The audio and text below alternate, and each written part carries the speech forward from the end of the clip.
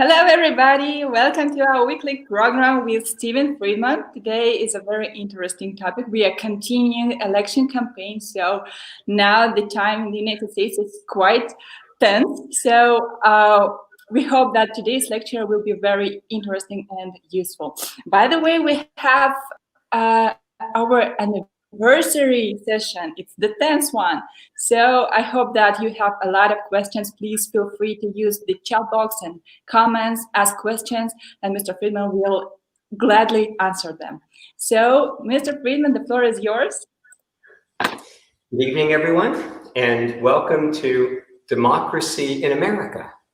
I say that with respect to our founding fathers and the early 19th century commentator on American democracy, de Tocqueville, whose famous work, Democracy in America, is considered one of the most insightful studies of our system of government, how it functions, how it was intended to function, the philosophy behind it.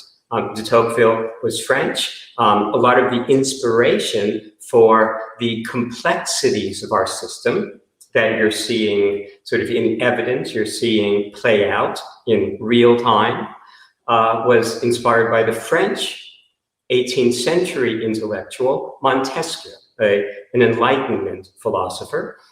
He was the inspiration for the system of checks and balances that characterizes the American government, the American Constitution.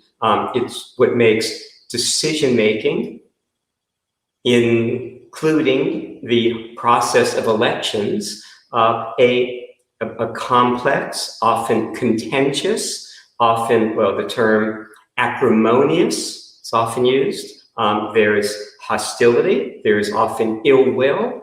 It's a messy process. It's often been said that democracy is messy. It's meant to allow for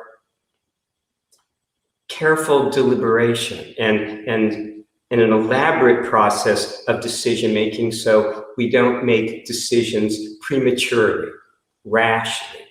The founding fathers, as I mentioned last time, were influenced by Edmund Burke, the 18th century English philosopher and politician who's considered to be the ultimate founder of conservatism as a political idea. The idea that in general, human beings are not smart enough to design a system of government from scratch, and certainly not smart enough to be attentive to all the details, all the nuances of the complexities of life and society. So the system of government of the founding fathers enshrined in the Constitution is one that's meant to embody a conservative sort of principle where there's a resistance to allowing over-concentrations of power. Because when power becomes too concentrated in one body, one individual, one group, then that group can become willful in its decision-making. And again, Burke was suspicious of the ability of a small group to achieve the kind of understanding that such decision-making could be guided by intelligently. Well, our election process, our election campaigns have always been messy. The first elections saw the kind of conflict, the kind of, again, ill will, hostility. The 1800 election that gave us Thomas Jefferson, one of our most admired presidents, was one of the most hostile, one of the messiest, one of the most acrimonious. So this type of sort of process where there is a lot of conflict, and it's often a prolonged process, has been characteristic of the nation. One of the reasons why it's taking as long as it is to come to a final verdict on this election is that we have a decentralized system. We have a federal system. The election process itself is not governed by a central governing body. It's governed by each individual state, which can establish its own rules for how to count votes, when to stop accepting votes, when to stop accepting mail-in ballots. And so this regionalism, these differences of opinion that become part of the local law, of the state, are, again, what we're seeing played out in real time. So it's not an anomaly. The anomaly this year is COVID and the degree to which people voted in such numbers in advance, especially voted in such numbers by absentee ballots, mail-in ballots, partly to avoid having to go to polling places and be exposed to potential spread of the virus. And in terms of how these particular results are playing out, the president was encouraging people, to go and vote on the election day itself, and Democrats tended to mail in ballots more. So the early results tended to favor Republican candidates, Republican votes. The later results have tended to favor the mail-in votes that are taking longer to process. And even when it comes to the processing of those mail-in votes, some states opened the mail-in ballots as they were being received, and other states waited, according to the laws of that state, until the election day itself had concluded. So we have this differential system, a system of differences, to achieve ultimately a common result. Finally we'll have an individual in office. But again, don't think that this process is anomalous, is unusual in terms of the history of the nation. There's always been a lot at stake in elections. And so the process, again, is typically contentious.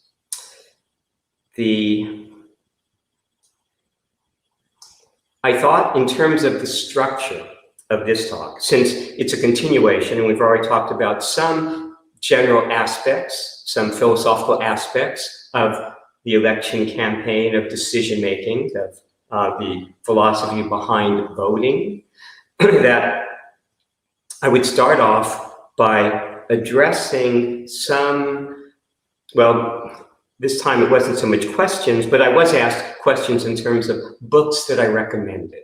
And I recommended, there were 4, I was asked to recommend like a favorite author and then 3 favorite philosophers, or 3 important philosophers to my work.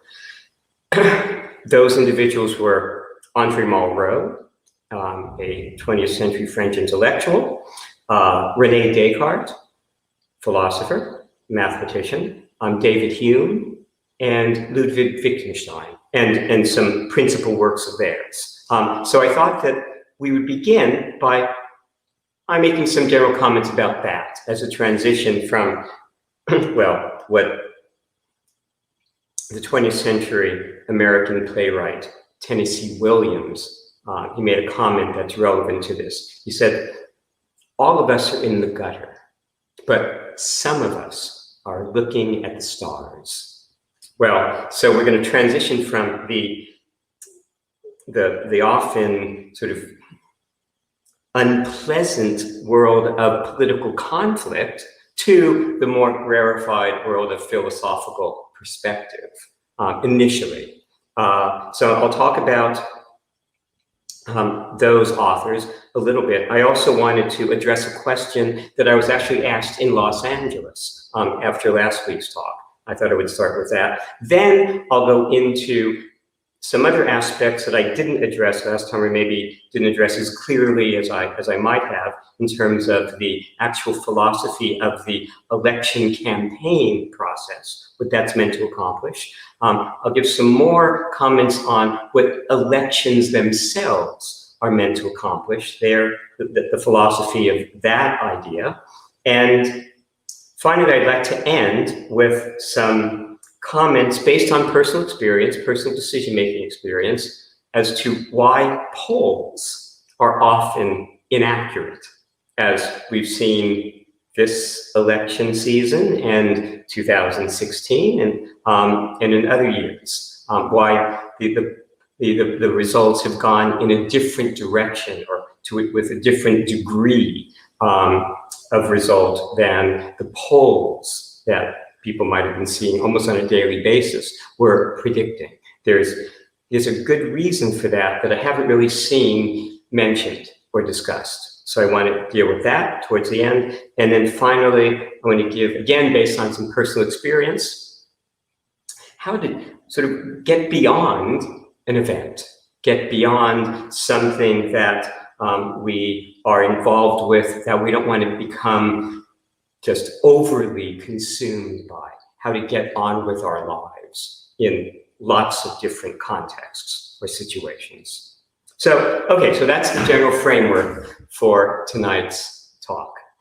And again, I welcome questions, and I especially welcome questions that can be posed that then I could begin the next session by answering. As I said before, that gives people an opportunity to think about the questions themselves, maybe research them, or certainly, come to their own conclusion before I give my perspective. Okay, because philosophy ultimately is not a spectator sport. It's something that you need to participate in. And only by participating in the actual process of thinking through issues do you really internalize the results, and can they really make a difference in your life? So, okay.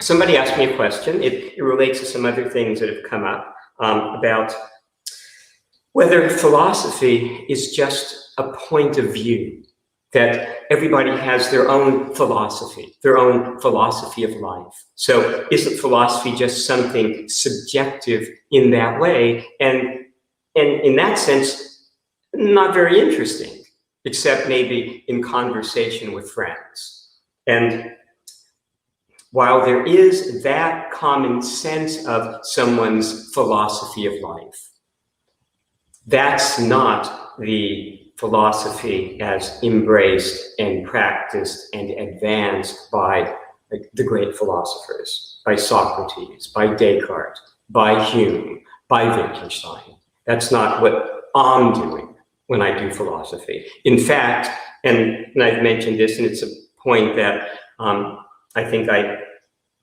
it's a theme, actually, of these talks, that philosophy is a rigor, not an opinion. It's the opposite of an opinion.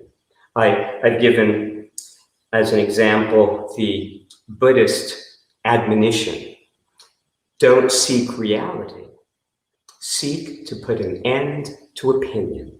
It's not opinion that we want. It's not belief that we want in philosophy. Everything else, including science, is ultimately a matter of opinion because it's not rigorous. Even when it comes to the question of something as well investigated to this point as climate change, the conclusions are not going to be definitive, not going to be rigorous. We can't do, in principle, the type of controlled experiment that could tell us. We can't, as one example, go back in time, change a set of circumstances, and see what the result is at some future point, to see what the genuine impact of some action, some presence, to see exactly, for example, what human beings are contributing to a process by going back and extract human beings from that process and then observe what the difference might be. We cannot do that in principle. And ultimately, it's more important in terms of our understanding of the world that we can't do that than that we can. And we're not going to get to the level of philosophical understanding that makes a difference without incorporating the reality of our perspective, that we can't leave the world to view the world. We can't do things from outside and assess their true nature. That's an illusion, a profound illusion, but a fundamental illusion that can be linked ultimately to the difficulties we face, the sufferings we experience. So, philosophy is not opinion. Whatever is opinion is not philosophy. And that's one way to go about achieving sort of a philosophical result, by eliminating opinion, eliminating belief. Now, the ways to do that are ways that philosophers have in fact investigated seriously. Descartes, one of the people I'm going to talk about very soon, is one of those individuals. That's been fundamental to the entire philosophical enterprise. In a sense, it's what Socrates was doing at the very beginning of Western philosophy. Socrates was constantly challenging people's beliefs, opinions, and revealing them to have been just beliefs, just opinions, not certainties, not genuine knowledge about the world. So, again, if you want to have a sense of the degree to which philosophy is not opinion, just open up any of the books that I'll be discussing briefly. Open up Wittgenstein's Philosophical Investigations. There is no opinion within that type of work. Okay? On the other hand, because science is not rigorous, ultimately, it is a matter of belief. It's a system of belief in the way that philosophy is not. One could argue that philosophy is the only thing in all the world that is not a matter of opinion. And that's why it's potentially the strongest thing there is, if it is developed carefully and if it is exercised at that limit of rigor. I know I keep using that word. And again, the simplest way to understand that concept is it's a matter of difference and recognizing difference, that we exist in difference from everything else. And that what constitutes a difference between any two things, any two people, any two objects, any two things at all, means that whatever applies to one thing need not rigorously apply to the other. Every concept, every idea, every belief. That ultimately is the understanding, ultimately the truth of our circumstance, our existential circumstance that sets us free. And that's ultimately, again, where we embrace the full power of philosophy to achieve what the religions have aspired to, but have aspired to in terms of metaphor, in terms of other intellectual processes, but not processes of a limiting rigor. Not processes of thought taken to its extreme where no belief is allowed to stand. Just rock solid, firm truth. Okay? Okay, so philosophy, opposite of opinion. Okay? Now, I was asked to mention a writer that I considered important, perhaps the most important writer, other than the pure philosophers that have influenced me. And I mentioned Andre Malraux. And Andre Malraux is somebody that has had an enormous influence upon me. He's somebody that we could talk about for an entire lecture and not come close to exhausting what I might want to say.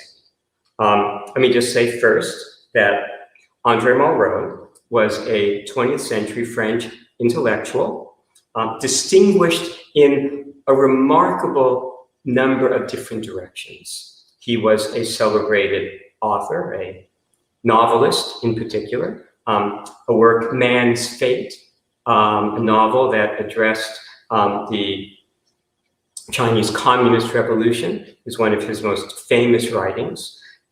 He was also a celebrated art historian.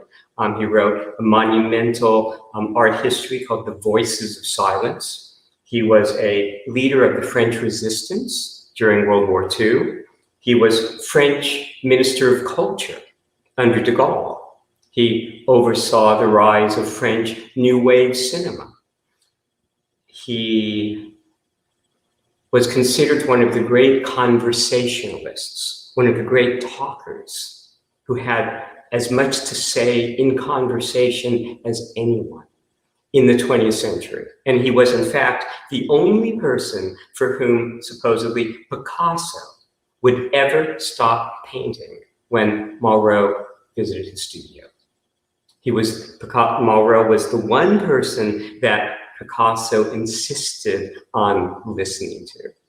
And it's interesting, we think of Picasso as a visual artist.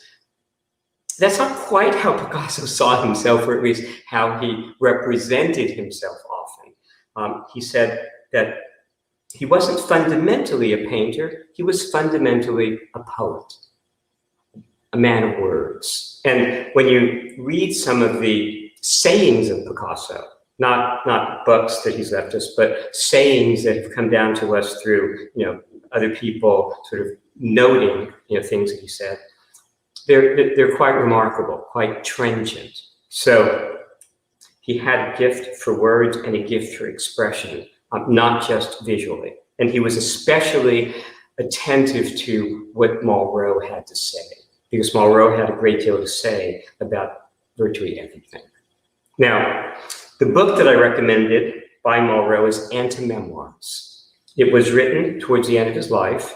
It's not a memoir in that it's not focused upon chronicling, the details of his life, but experiences that he had, which, as he puts it, reveal, address the questions that death raises about the meaning of the world.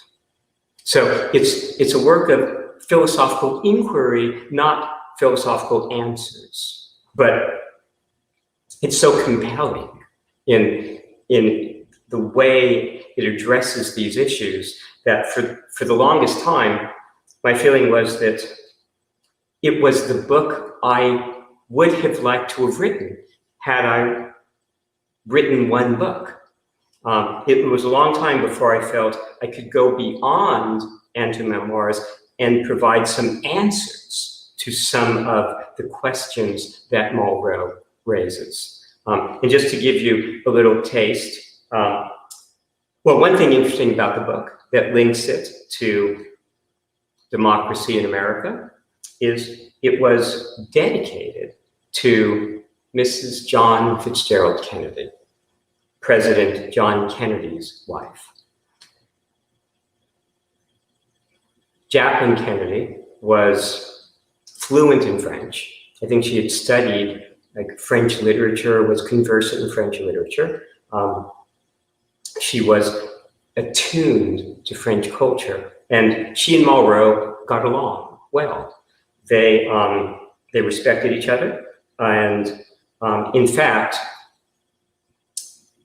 because of the relationship they had, Jacqueline Kennedy was able to get Malraux to release the Mona Lisa, have it shipped from France to Washington, D.C., to be put on display in the National Gallery in Washington. When the Mona Lisa was in this country, in the early 1960s, it was arguably the most valuable single object ever in this country, in the sense that the Mona Lisa is arguably the single most famous, most valuable work of art ever created. So André Malraux had a way of casting a spell on people through just the force of his questions, about the world.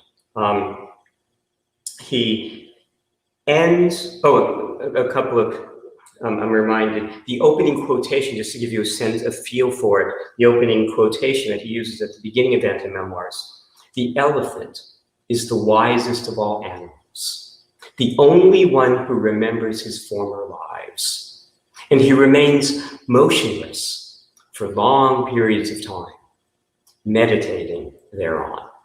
So you can imagine a book that starts like that is intriguing and potentially worth reading. It's especially compelling towards the end. It closes with consideration of the concentration camps where two of Malraux's brothers died, and the problem of extreme human suffering, of torture to death. And it introduces this section of the book, this final section, with a consideration of Dostoevsky, whom Malraux had enormous regard for. There's a section that I'd like to quote, but I think maybe it'll take a little bit too long tonight. But Malraux stresses how Dostoevsky addresses the supreme riddle of what am I doing on this earth where sorrow reigns? That his works represent the only reply since the Sermon on the Mount to what Malraux describes as the holy barbarism of the Book of Job. And he goes on to quote Dostoevsky's famous line: "If the order of the universe must be paid for with the torture of one innocent child by a brute, I'm handing in my ticket." So that sense of confrontation with the problem of human suffering, of evil, its most extreme, is something that infuses certainly the final pages of Anti-Memoirs. So it's a book that, as much as any, had affected my thinking in terms of focusing it on these fundamental questions of human life, human suffering, and the extremity of the human condition, and what kinds of responses may rise to those extremities. And I mentioned before that one of the reasons why Christianity has been so successful is it doesn't skirt the issue of the worst, that Christians wear a symbol of torture to death. And so Christianity begins with the worst and confronts it in the attempt to transcend it, but transcend it profoundly and ultimately completely. So it's not avoiding. And I remember a few weeks ago when I was talking about psychiatric responses to extreme human circumstances, extreme suffering, there isn't a psychiatric response. It's just understood that if the situation is sufficiently extreme, well, you will suffer. That's not what Dostoevsky was satisfied with, and it's not what philosophy is satisfied with. Okay, so I recommend André Malraux's Anti-Memoirs. Then in terms of philosophers, I won't talk quite as long. Descartes, René Descartes, was a French 17th century philosopher and mathematician, considered the father of modern philosophy. The book that I recommended, Meditations on a First Philosophy, is probably his most important philosophical work, certainly for later generations. It deals with issues that we've discussed before, the idea of achieving certainty. And for Descartes, the effort to achieve certainty, and this will sound a little bit familiar in terms of things I've been saying about the nature of rigor and how we exercise it. For Descartes, philosophy began with a process of systematic doubt, where he tried to undermine all of his beliefs with the idea that At the end of that process, if he swept everything that was merely a belief aside, he would arrive at a foundation of incontrovertible truth.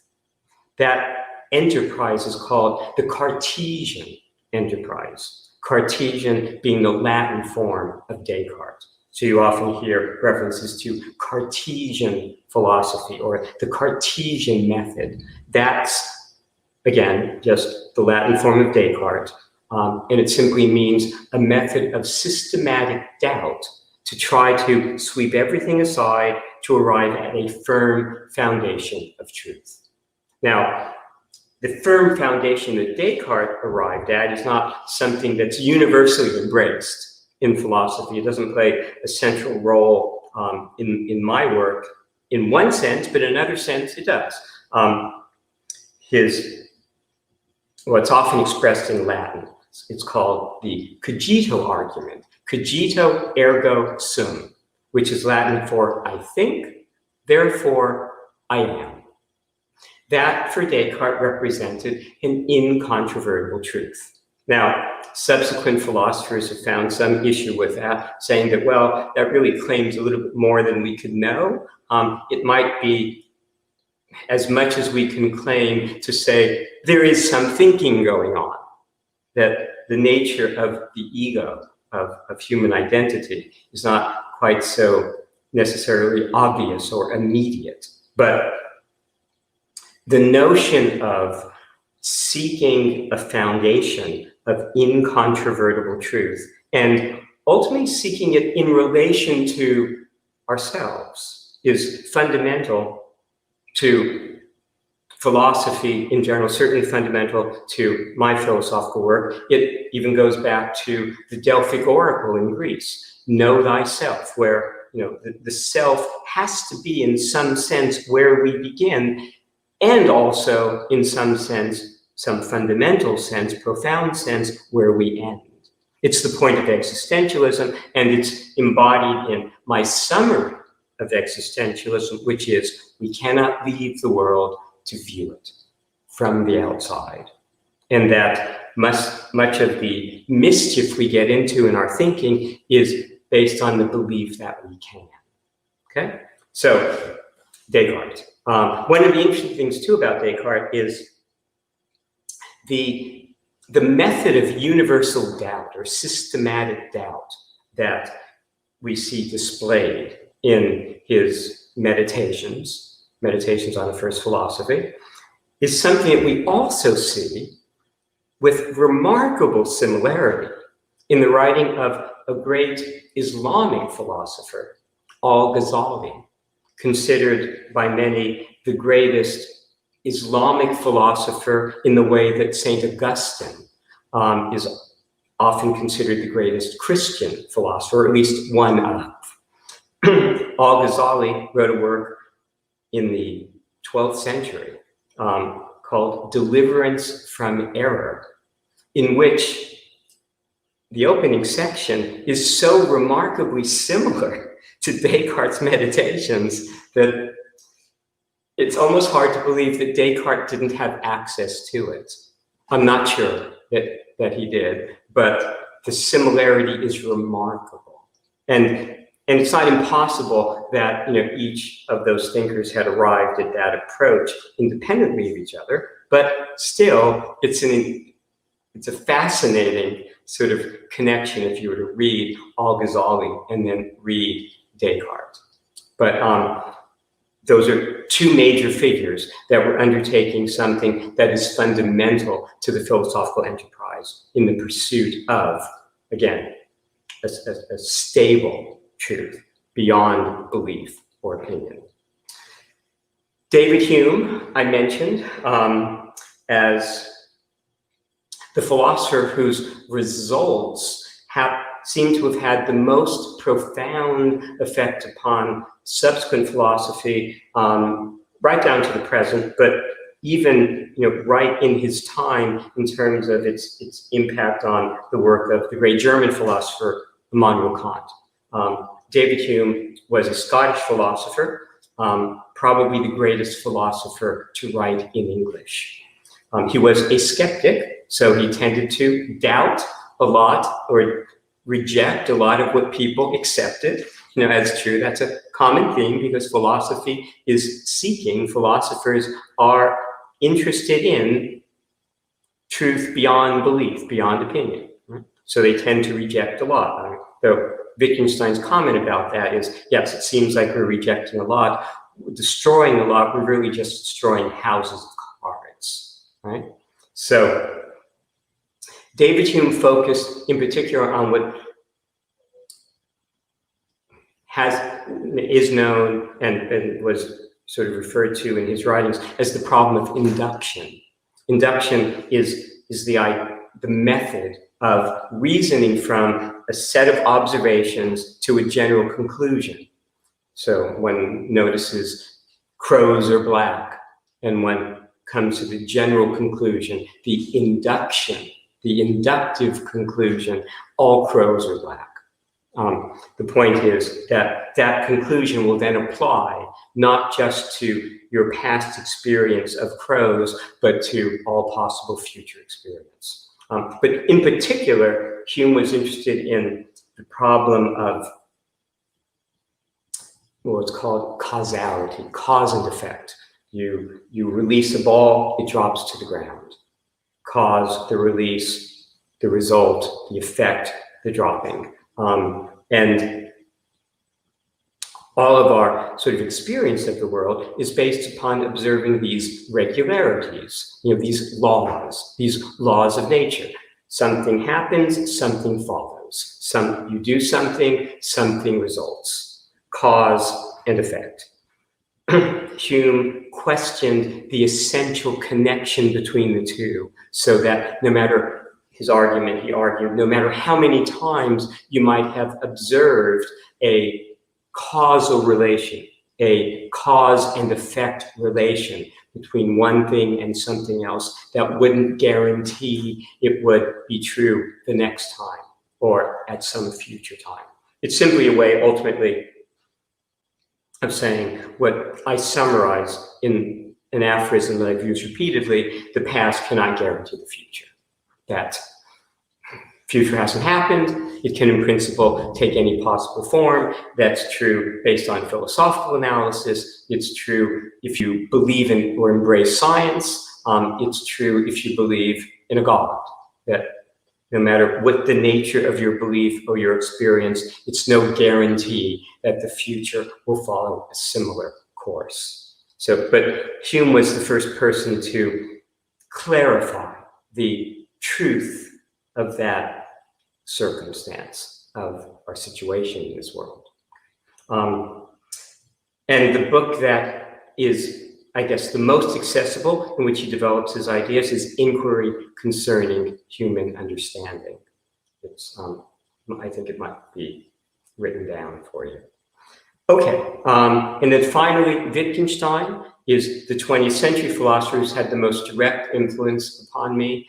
He was a philosopher of mathematics, of mind, of language, but especially of language. His most celebrated work was published posthumously after his death, Philosophical Investigations. It's considered one of the great works in the history of the subject. It's the single work of philosophy that's influenced me more than any other. And central to its investigations, its inquiries, are results on the nature of language, that the meaning of a word is its use, its role in a form of life that language makes possible, not, as we tend to think and as philosophers traditionally have thought, not the object for which the word stands. So words are deeds, not labels. And a word can only be understood within a sort of fairly elaborate form of life that the language makes possible. Sometimes one of the best, I think, summaries of that is an aphorism that Wittgenstein wrote. If a lion could talk, we could not understand him, simply because we couldn't understand the form of life that he was living, not sufficiently. It's not a matter of we're all seeing the same things and he has a different sound for what we call a chair. That a chair is not an object, but a concept. And it's understood by the role, the use that that concept, that word plays in our lives. So it turns out that it's a little bit of an elaborate process, but Wittgenstein's work is something that led to and becomes some of the basis for another aphorism of mine, that the future decides the past. That's possible ultimately because words are not labels. So those are among the most important philosophical influence upon me. I recommend those books. I especially recommend them to get a sense of the rigor of philosophy, what philosophy is striving for, that it's not striving for a set of beliefs or opinions that it's trying to defend against another set of opinions. It's striving for, again, an incontrovertible truth, okay, something that we can embrace under all circumstances and independent of all possible future experience. And that's the domain, for me, of philosophy, of the limit of rigor. The end of that process is a rigorous representation of the world. Okay, let's turn to elections. Obviously, there are two aspects to the election process. There's the election campaign, and there's the election itself.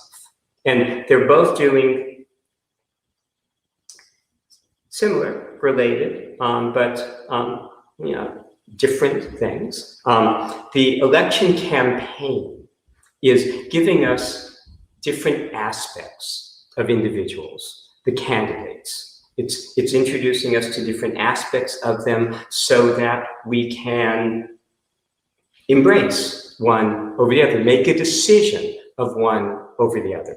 The different aspects that it's giving us are basically convergent aspects. Every element that we experience of a candidate in that candidate's advertising, in that candidate's speeches, in that candidate's writings, in that candidate's portfolio, his background, his history, whatever we're being exposed to about that candidate, all those different aspects of the candidate are individual elements that we synthesize, we assimilate to create a sense of a convergent object, a sense of that candidate as a totality as we experience that candidate.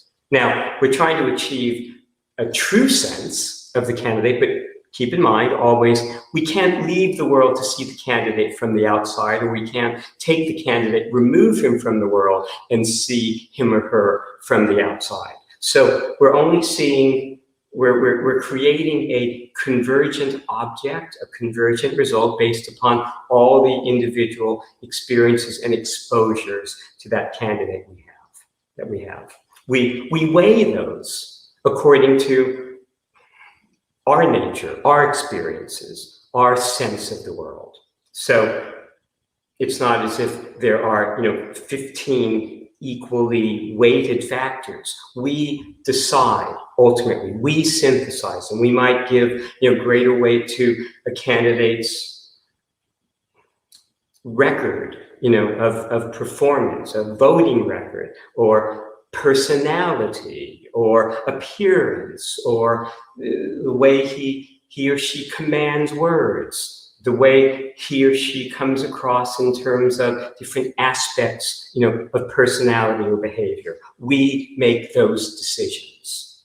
We synthesize those ourselves. And in general, as I said before, we are if we're not in or seeing the world in a purely philosophic eyes, and we know we're not seeing the world through purely philosophic eyes if we look around and we see objects. Okay, objects are convergent structures. I haven't yet dealt in considerable detail with how to go beyond the objective experience of the world to the purely philosophic.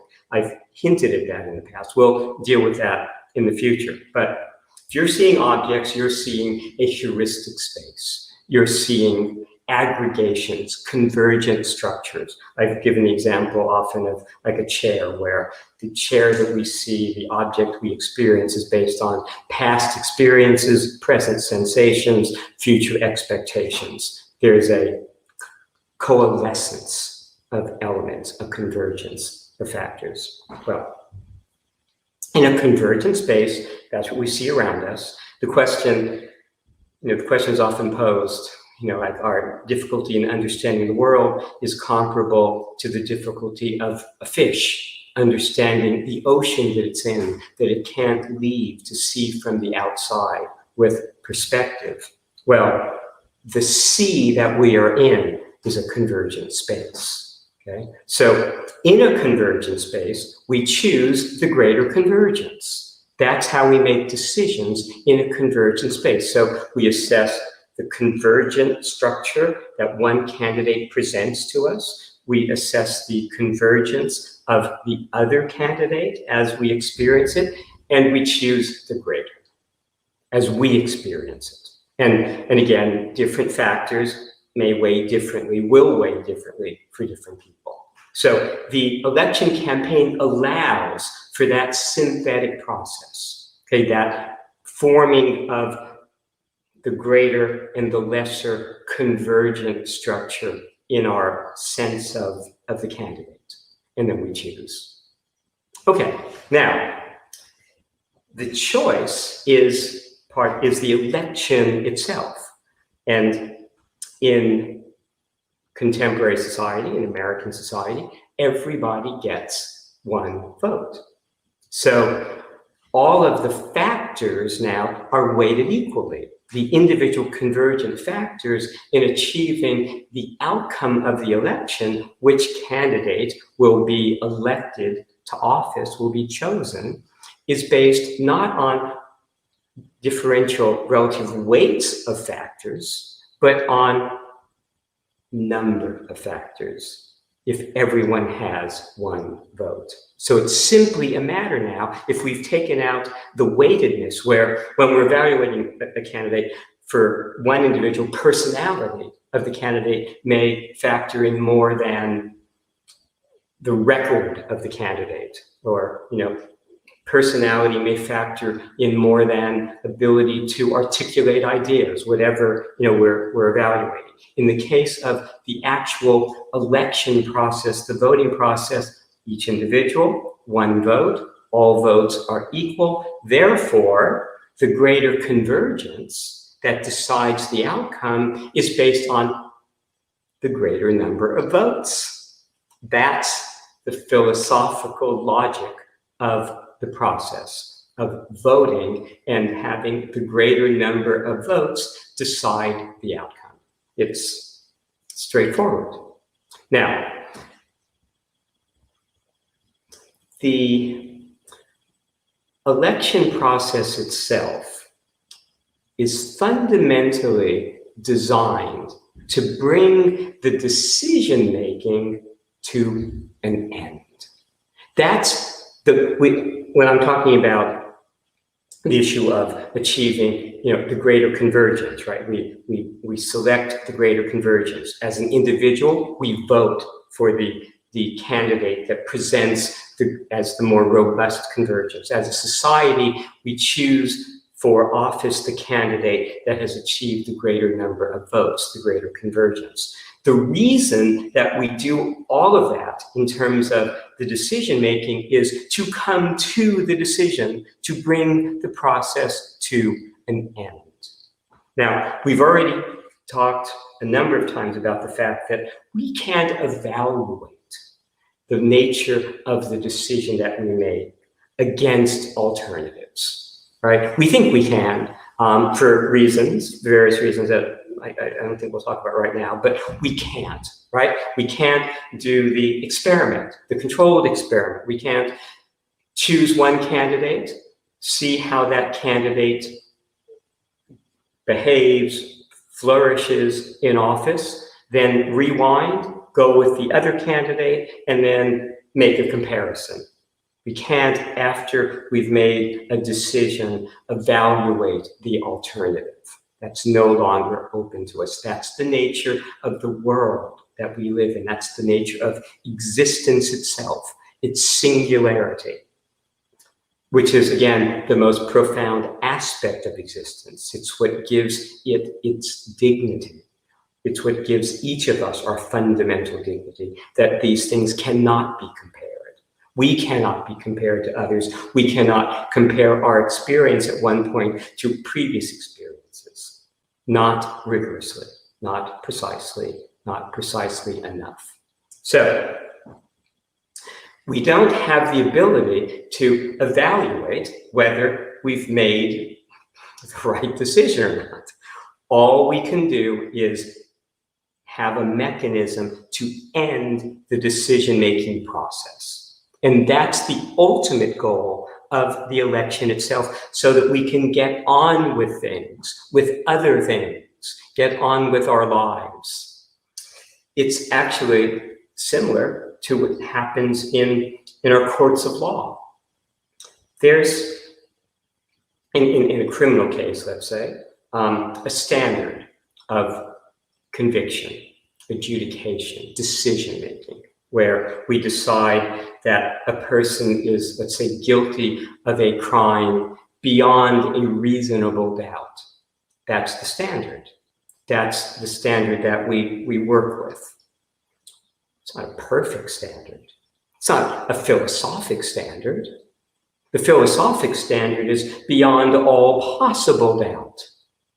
If we were operating within that standard, no one would ever be convicted, because we can't achieve in a heuristic space that level of certainty. So we have a lower standard. It's not perfect, but it's meant to be embraceable to the point where it allows us to achieve a decision and move beyond the conflict, whatever that conflict might be. It might be civil conflict, right? Where in a lawsuit with somebody, in a civil case where there's not like criminal charges, we're not in danger of going to prison for violating fundamental rights of others, but we're in danger of losing, let's say, a monetary settlement because of encroaching upon someone's sort of property rights, let's say. Well, there the standard is to a preponderance of the evidence, still, where the greater amount of evidence, the greater convergence, is in the direction of the person that wins the case. Not perfect either, but it allows us to come to a decision. The point of the Supreme Court in the United States is, again, not to achieve perfect justice. We see issues that are deliberated by the Supreme Court being deliberated over and over again in law journals, in books by legal scholars, in newspaper columns. But in terms of the actual functioning of society, the actual sort of legal apparatus is meant to come to a decision that ends the process within the structure, the framework of the court system. So again, we can get on with our lives. Okay? Philosophy is doing something similar, but it's doing it at the level of rigor. The point of philosophy, from one perspective, when it's opposed to opinion or belief, is by the exercise of rigor to end discussion, end debate. where the issue doesn't rise to the level of rigor. So philosophy too is able to free us from the contention, from the argument, from the debate, and get on with our lives. It's in all instances a matter of bringing a process to an end and freeing us so that we can live. So that's what we see, within the whole apparatus of the election campaign and the election itself. An apparatus to come to a decision. Not a perfect decision, because that has no meaning. We can't ever know that we've made the perfect decision, right? In any significant or meaningful way, no matter what the outcome. The alternative might have been better, might have been worse. It's impossible to say. It's impossible to know. We get into trouble in our lives when we think we can know and suffer, that presumption of knowledge. Remember one of my fundamental aphorisms, we suffer. And this is in every direction, even in terms of anxiety. We suffer not because of what we know, and not because of what we cannot know, not because of what we know, not because of what we do not know, not because of what we cannot know, but because of what we think we know, unjustifiably. We think we know alternatives and can assess them.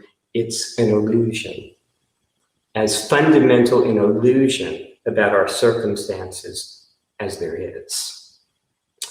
Okay, so elections, court decisions, philosophy itself are meant to end processes, to free us from them so we can get on with other things.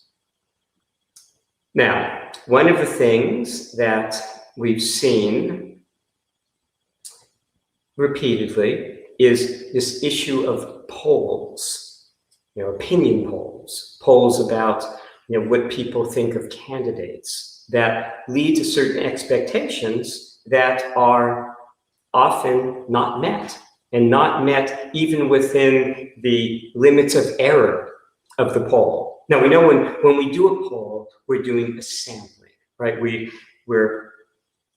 The election itself is going to involve, like in this current election in the United States, 140 million people voting, casting votes for the president. A large number, right? We are not going to do a poll where we call 150 million people to get their opinion of who they're going to vote for. So we have a sense of what to expect. What we do is we do a sample, right? We call 1,000 people. And based on that sample, we extrapolate, we generalize. It gives us sort of a glimpse, a window. Now, obviously, we might have chosen an unrepresentative sample. We might have chosen a sample that had a set of biases so that it didn't reflect the whole population. It didn't give us a window into the whole population of opinion, but just a little corner of it that wasn't typical. Well, that's a common mistake that's understood, a common limitation of polling that's understood to be inherent in the process. And the science of polling takes that into account, okay?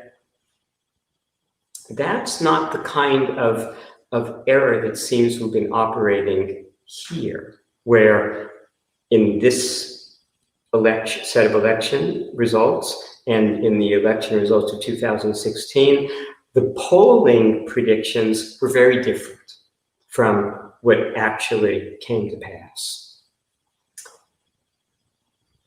Here's how that can be understood, that discrepancy. And it's a philosophical point. It operates at a philosophical level.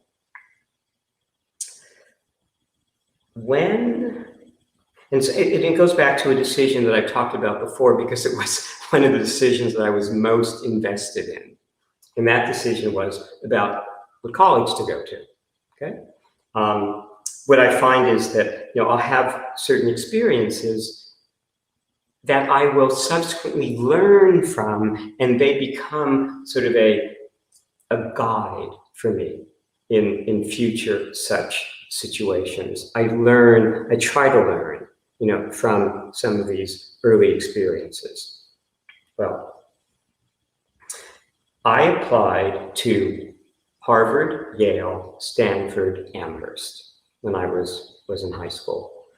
I was not highly invested in the process, to be honest. I had been accepted to UCLA when, like the year before, as a junior. I was a high school student, and they had a special program, and I was able to get into the program so that when I was still in high school, I was able to take courses at UCLA and be actually an official UCLA student while still being a high school student.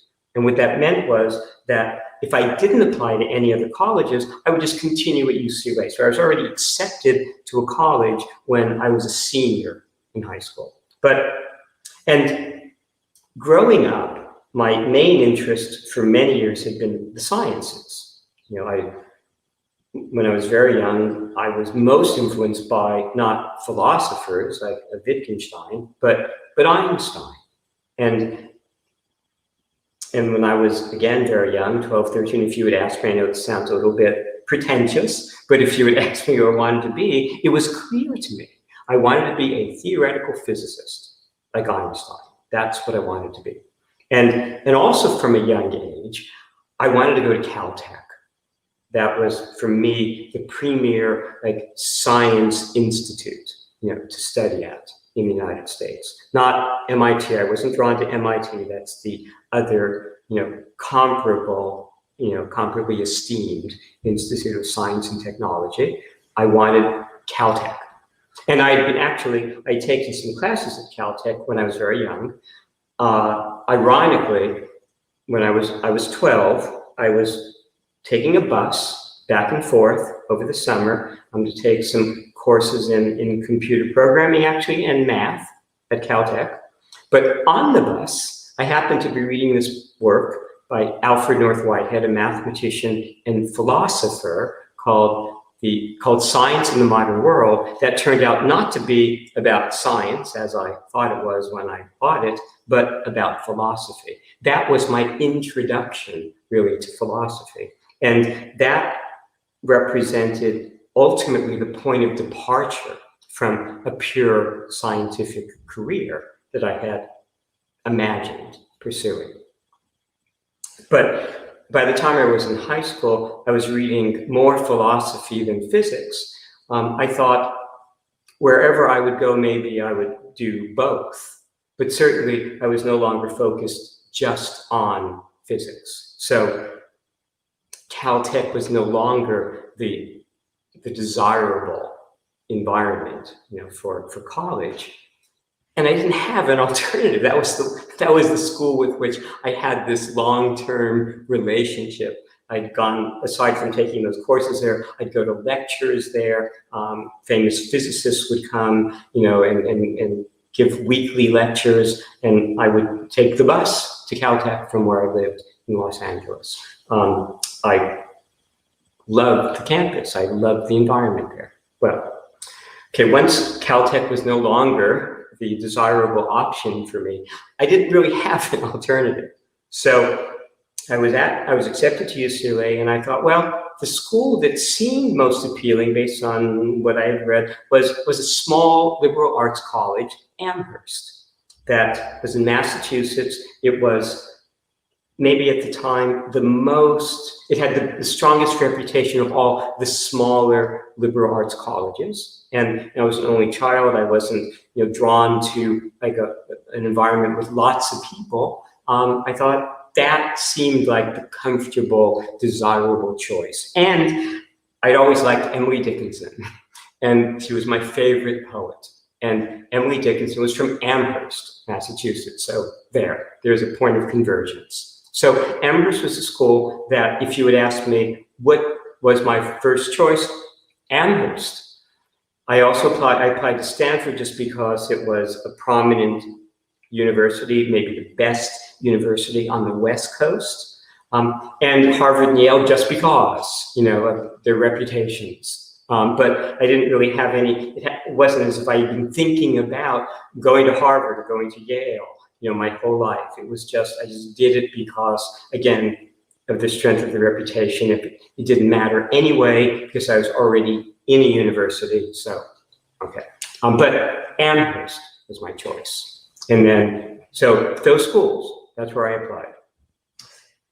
And I deliberated, about the process, leading up to, the day when I would finally get letters of acceptance or rejection. Okay? But I spent a lot of time thinking about it, reading about Amherst and imagining and whatever.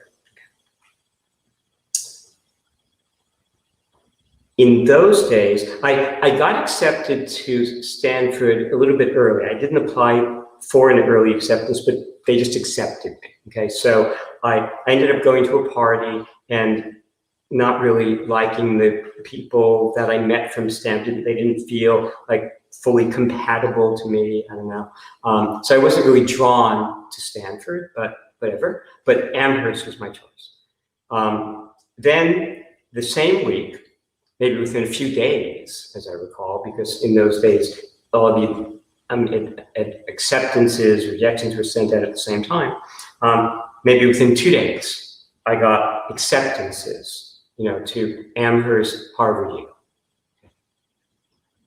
As soon as I got those acceptances, Amherst disappeared from my thinking. And suddenly, it was just Harvard or Yale. I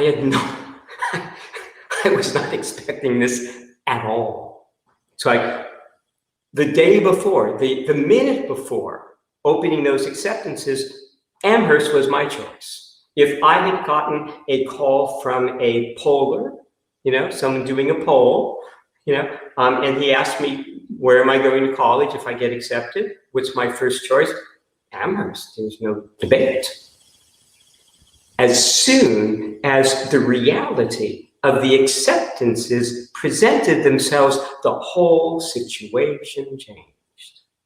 Now, it's not surprising, right? That's the nature of the philosophical sort of orientation that I've been stressing, that for philosophy, it deals with everything, right? It tries to come up with results that apply to everything, and for philosophy, everything matters. Well, it mattered now that I had gotten the acceptances. That changed everything. I didn't know in advance, but it did.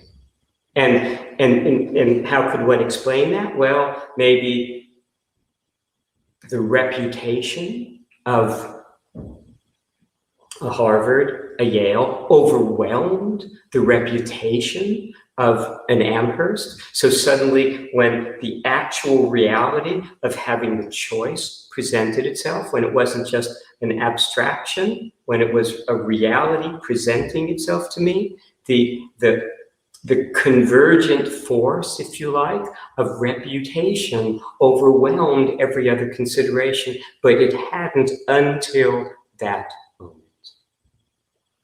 Everything matters. That's the kind of thing that can happen in polling when we vote. We might think, in all honesty, that we're going to vote for one candidate. And if a poller, someone doing a poll calls us, we're going to say, in all honesty, this is the candidate I'm going to vote for, until we get into the polling booth, until the ballot is in front of our eyes. And then these other factors can suddenly emerge. That's the kind of thing that can ultimately account for a divergence, and can always account for a divergence between what a poll, someone doing a poll, is likely to project for an outcome and the actual reality. Remember, as far as rigor is concerned, everything matters. Every difference matters. It matters whether you're answering a poll question or checking a box on a ballot. Just that difference can be a decisive difference, as it was in my case. And that kind of circumstance is actually enough to explain why there may always be divergences between what a poll projects and what the reality reveals itself to be. Now, are we? It is so interesting to see how our choices are dependent on the factors around. So we need to take into account like almost everything.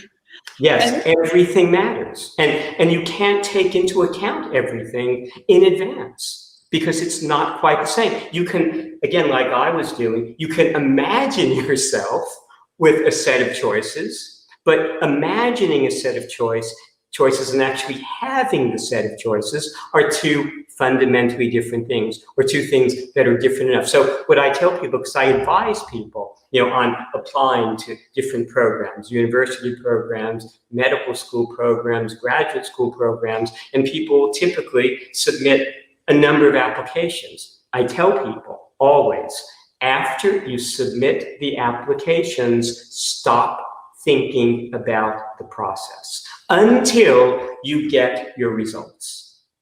Once you get the results, then you'll be able to see and experience that process with new eyes and with a new relationship to the decision that you're trying to make. Prior to the actual results that you're faced with, you have no idea what your preference is going to be.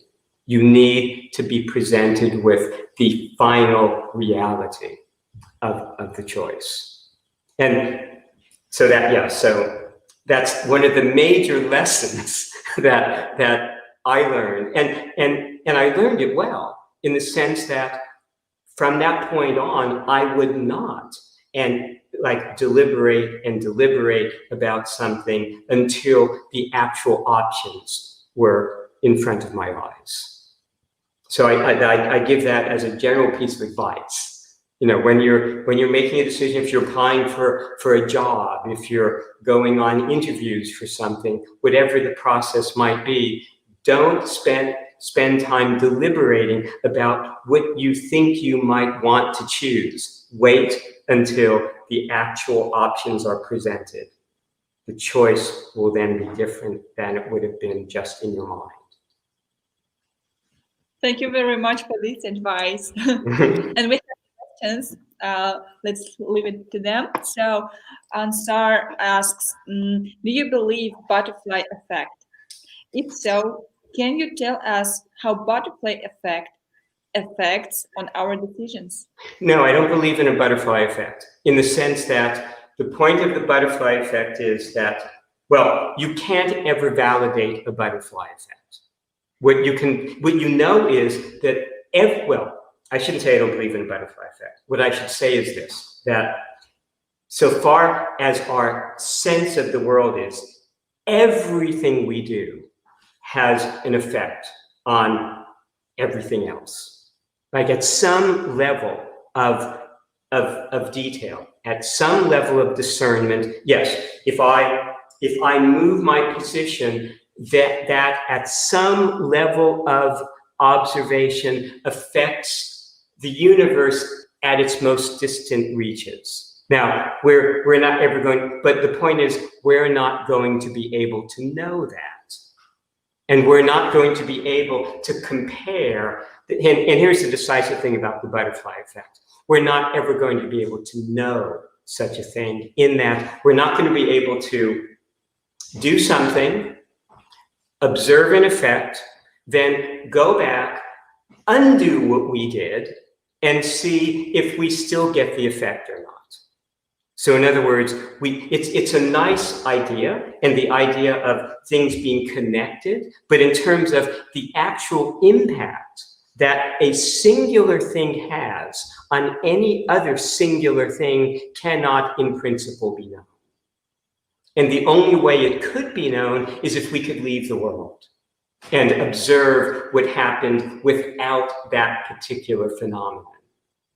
And that we can't do, in principle. So it's a nice idea for creating a myth, for creating a story. But in terms of, we can't validate a butterfly effect any more than we can validate the idea of fate. In the sense that to know that something is fated, we would have to live our life, rewind, do something different, and see if we still got the same outcome. Can't do that. That's not the nature of this world. And thinking that it is gets us into more trouble than coming to terms with the reality that that's not the nature of this experience.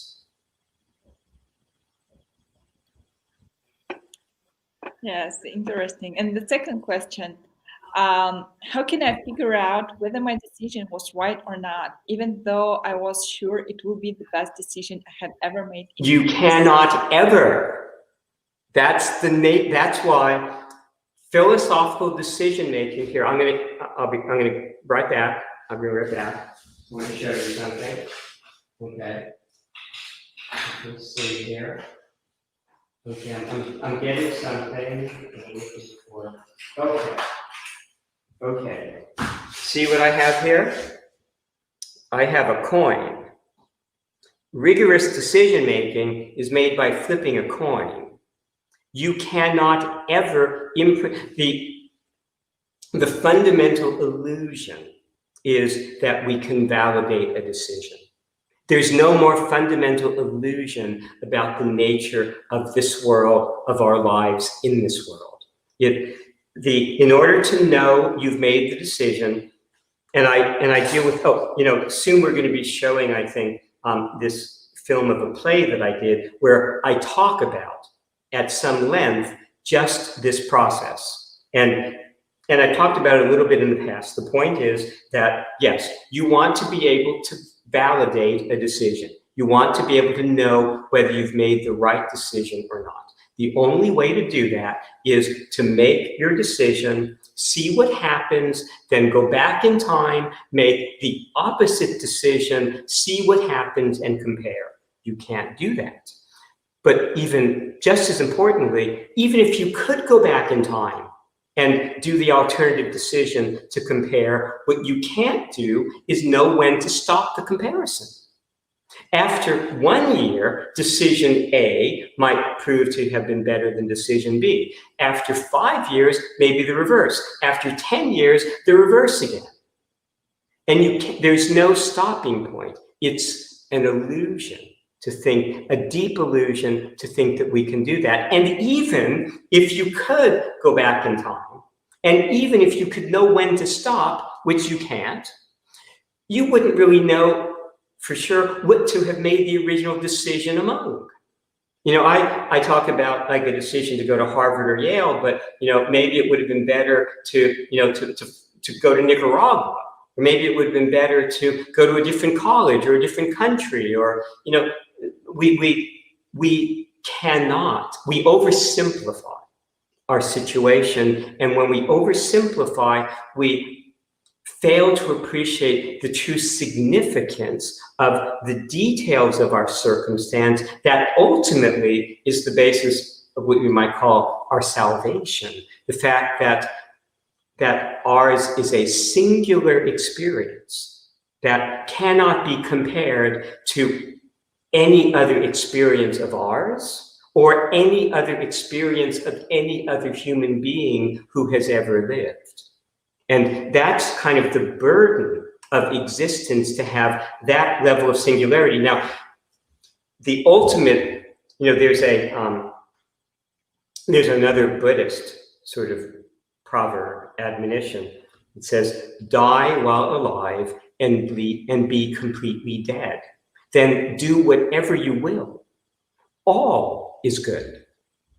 Now, what they're talking about there, the death that they're talking about is, and it's something I have talked about a little bit previously, a death of concepts, a death of thinking that you know what you cannot know about circumstances. So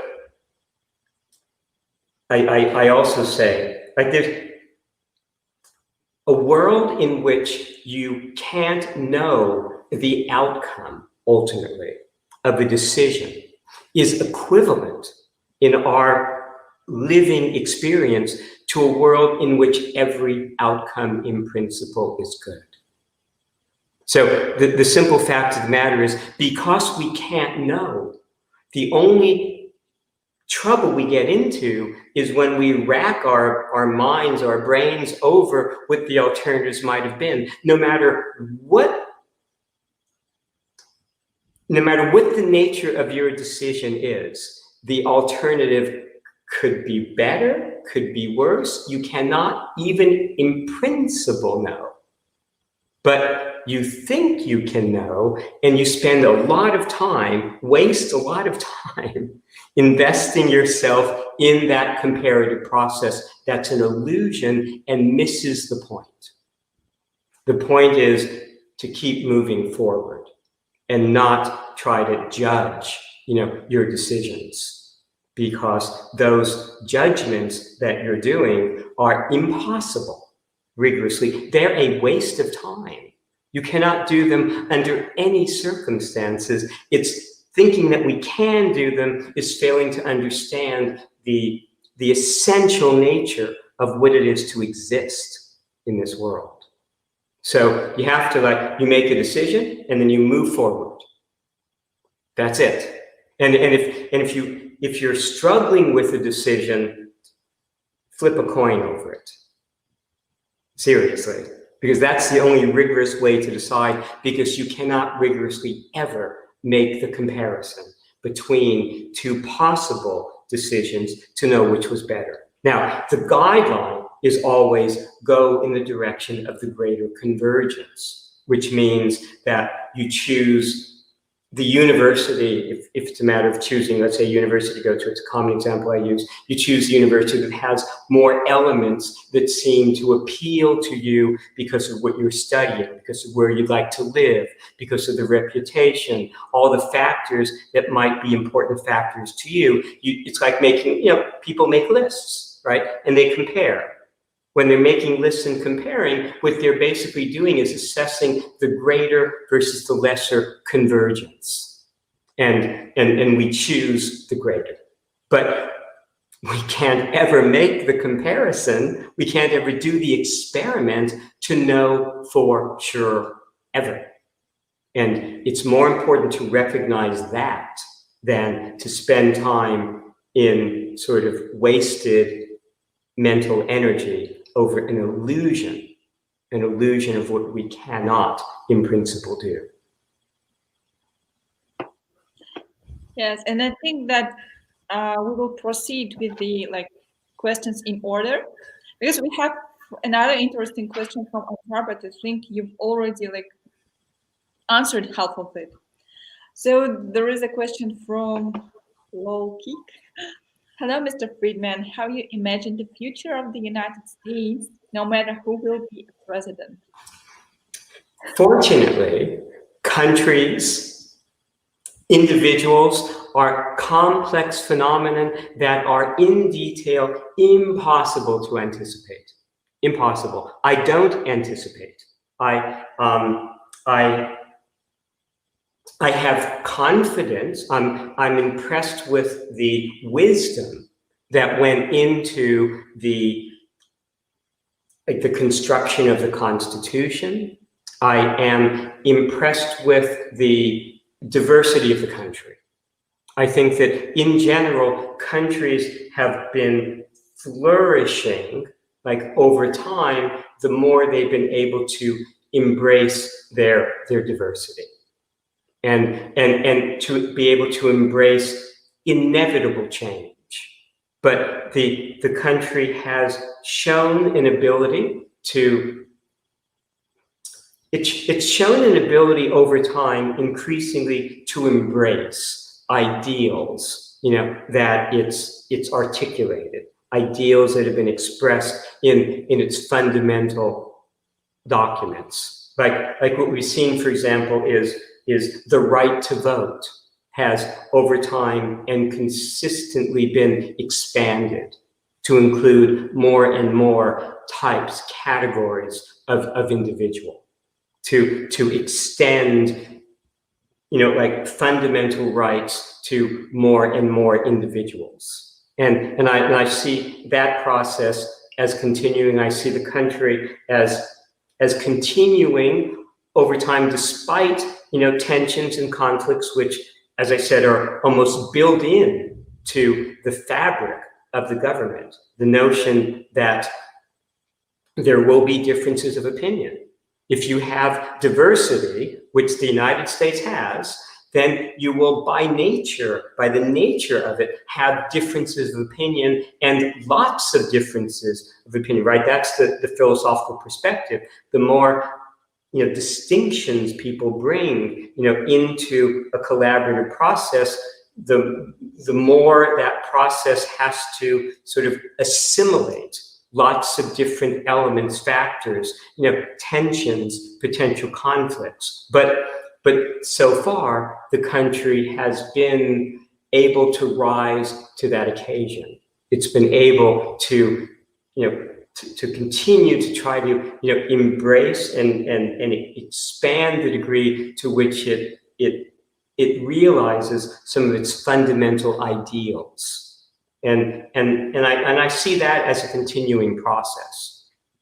So, and again, the Constitution, which is treated almost, reverentially, is one of the great achievements, in the history of political science, in the history of this country. It's been sufficiently flexible, to be able to accommodate to change, inevitable change. And I think that's essential to the vitality of any culture.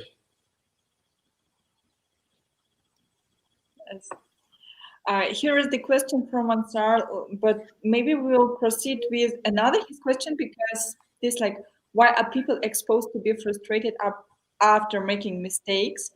Is like what you've explained, stop comparing and stop expecting something. Is it this answer? So why are people exposed to be frustrated to making mistakes? Why don't we understand that mistakes are keys to change method going way back? And we often give up, although we can. Yes, well, I think that, and there are two ways to view this. Every time we act, the circumstances are a little bit different than the previous time, right? I think I've given the example of 242, that famous number for Silicon Valley, that Howard Schultz, the founder of Starbucks, was rejected by venture capitalists for funding for Starbucks 242 times, until venture capitalist 243 said yes. Now, you might say, isn't that doing the same thing over and over and expecting a different result? Wasn't he insane? Well, it led to Starbucks. Now, should he have stopped doing what he was doing and gone in a different direction? Or was he justified in doing what he did? Well, from the way things turned out, we say he was justified.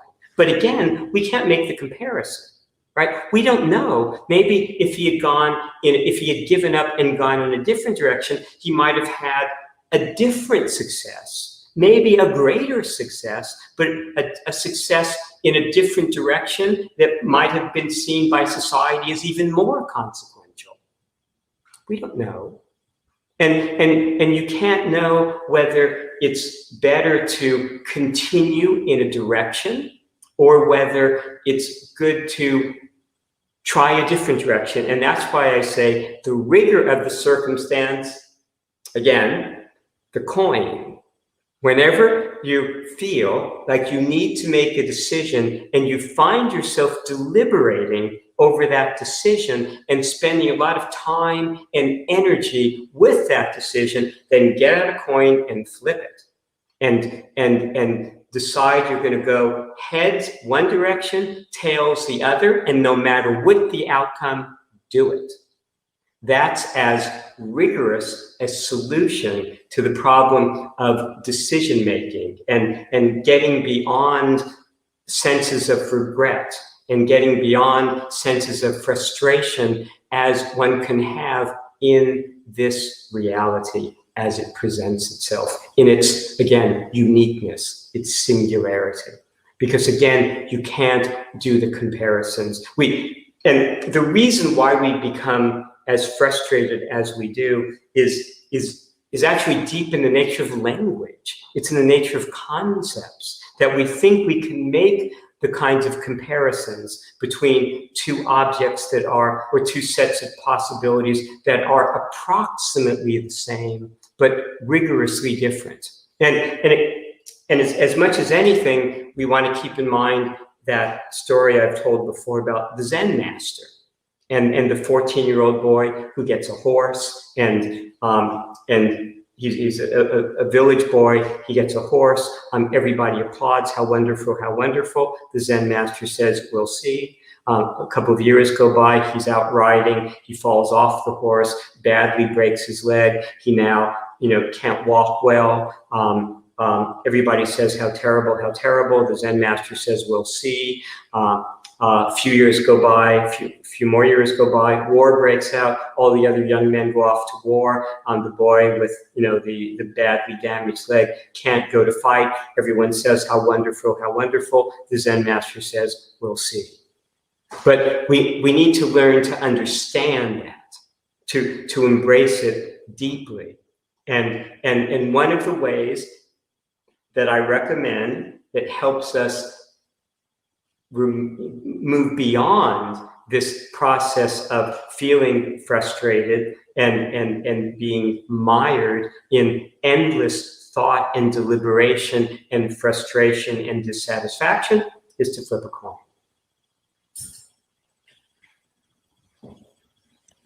Yes, we'll do. So we still have some questions, but let's leave it to the next session because we are running out of time, unfortunately. Okay. But let's make like in the previous time, you will answer them in the beginning of the next session, right? So I like the question and for asked how philosophy explains making decisions influenced by other people.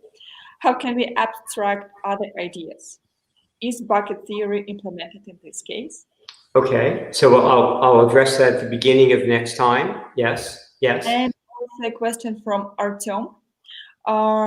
Dear Mr. Friedman, I would love to hear your thoughts on depression and anhedonia. Okay. Thank you very much. Okay, so again, that will be how I'll start the next talk. I will address those questions. And again, I invite people to think about them themselves. You can do a little research if you like. And I also recommend looking into some of those books that I mentioned. They're actually Anti-Memoirs, the Andre Malraux book, I don't think is available freely online. It's actually not in print, but you could probably read excerpts from it. But the other books, Descartes' Meditations, Hume's Enquiry Concerning Human Understanding, and Wittgenstein's Philosophical Investigations are all available free and online. And so I recommend, even if you don't read, through each one of those books, they're kind of challenging. It's helpful to just read a little bit, to get, even to read a few pages of each, to get a feel for the perspective and the approach, of the philosophers.